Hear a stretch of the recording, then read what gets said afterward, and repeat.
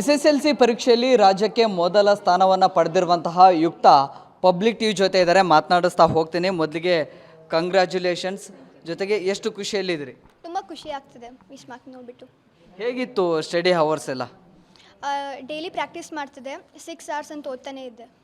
ಅಂದರೆ ನಿರೀಕ್ಷೆ ಮಾಡಿದ್ರಾ ನಾನು ಸ್ಟೇಟಿಗೆ ಫಸ್ಟ್ ರ್ಯಾಂಕ್ ಬರ್ತೀನಿ ಅಂತ? ಎಕ್ಸ್ಪೆಕ್ಟ್ ಮಾಡಿದ್ದೆ ಈ ಥರ ಬರುತ್ತೆ ಅಂತ. ರಿಸಲ್ಟ್ಸ್ ನೋಡಿದ ತಕ್ಷಣ ಏನು ಅನ್ನಿಸ್ತು ಆ ಕ್ಷಣಕ್ಕೆ? ಆ ಕ್ಷಣಕ್ಕೆ ಏನು ಮಾಡಬೇಕು ಅಂತ ಗೊತ್ತಾಗಿಲ್ಲ, ತುಂಬ ಖುಷಿ ಆಯಿತು ಅವ್ರ ಮಾತ್ರ. ಎಲ್ಲಿ ನೋಡಿದ್ರಿ ರಿಸಲ್ಟ್ಸ್ನ? ಮನೇಲಿ ನೋಡಿದ್ರಾ ಅಥವಾ ಸ್ಕೂಲಿಗೆ ಬಂದು ನೋಡಿದ್ರಾ? ನ್ಯೂಸಲ್ಲಿ ನನ್ನ ಹೆಸರು ಬಂದಾಗ ನನಗೆ ಶಾಕ್ ಆಯ್ತಿದ್ದು ನಾನೇನಾ ಅಂತ. ಆಮೇಲೆ ಚೆಕ್ ಮಾಡಿದ್ವಿ ಫೋನಲ್ಲಿ, ಯಾವಾಗ ಗೊತ್ತಾಯಿತು. ಓಕೆ, ಮನೆಯಲ್ಲಿ ಪೇರೆಂಟ್ಸ್ದು, ಸ್ಕೂಲಲ್ಲಿ ಟೀಚರ್ಸ್ದು ಎಲ್ಲ ಹೇಗಿತ್ತು ಸಪೋರ್ಟು? ಮನೇಲಿ ಅಪ್ಪ ಅಮ್ಮ ಇಬ್ಬರು ಸಪೋರ್ಟ್ ಮಾಡ್ತಿದ್ರು ತುಂಬ. ಸ್ಕೂಲಲ್ಲೂ ಅಷ್ಟೇ ಎಲ್ಲ ಮ್ಯಾಮ್ಗಳು ಯಾವುದೇ ರೀತಿ ಡೌಟ್ ಇದ್ರೆ ಅದಷ್ಟನ್ನು ಕ್ಲಿಯರ್ ಮಾಡಿಕೊಡ್ತಿದ್ರು. ಈ ರೀತಿಯಿಂದ ಇದೆ.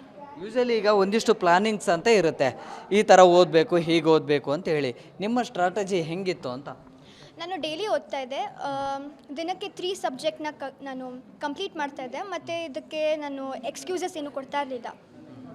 ಅಂದರೆ ಈ ಎಕ್ಸಾಮ್ ಹತ್ತಿರ ಬರ್ತಾ ಇದ್ದ ಹಾಗೆ ಒಂದಿಷ್ಟು ಸ್ಟೂಡೆಂಟ್ಸ್ಗಳು ಪ್ಯಾನಿಕ್ ಆಗೋದು ಅಥವಾ ಬೇರೆ ಥರ ಟೆನ್ಷನ್ ತೊಗೊಳ್ಳೋದು, ಆ ಥರದ್ದೆಲ್ಲ ಆಗ್ತಾಯಿತ್ತು.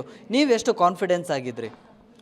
ಸ್ಟಾರ್ಟಿಂಗಲ್ಲಿ ನನಗೂ ಸ್ವಲ್ಪ ಭಯ ಎಲ್ಲ ಆಗ್ತಿತ್ತು. ಬಟ್ ಸ್ಕೂಲಲ್ಲಿ ನಮಗೆ ಕಂಟಿನ್ಯೂಸ್ ಆಗಿ ಎಕ್ಸಾಮ್ಸ್ ಇರ್ತಿತ್ತು.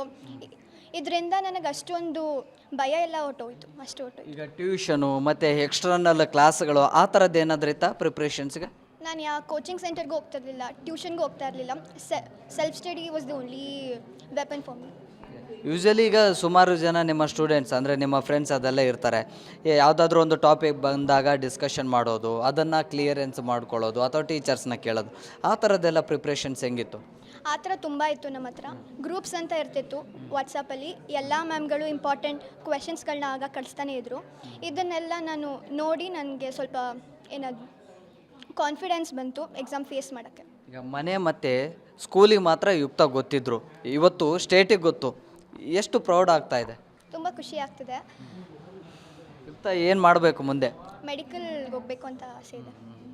ಓಕೆ, ಒಳ್ಳೆಯದಾಗಲಿ. ಇದು ಯುಕ್ತ ಅವರ ಅಭಿಪ್ರಾಯ. ಮೊದಲೇ ಕಾನ್ಫಿಡೆನ್ಸ್ ಆಗಿದ್ದರು, ಸೊ ಇಷ್ಟು ಅಂಕಗಳು ಬರುತ್ತೆ ಅನ್ನುವಂತಹ ನಿರೀಕ್ಷೆ ಎಲ್ಲ ಕೂಡ ಇದ್ದು. ಮತ್ತು ಓದಿನಲ್ಲೂ ಕೂಡ ಯಾವುದೇ ಆತಂಕ, ಗಾಬರಿ ಯಾವುದೂ ಕೂಡ ಇರಲಿಲ್ಲ. ಸಹಜವಾಗಿ ಹೇಗೆ ಸ್ಟಡಿ ಅವರ್ಗಳಲ್ಲಿ ಏನು ಸ್ಟಡೀಸ್ ಮಾಡಬೇಕು ಅದೇ ರೀತಿಯಲ್ಲಿ ಮುಂದುವರೆದಿದ್ರು.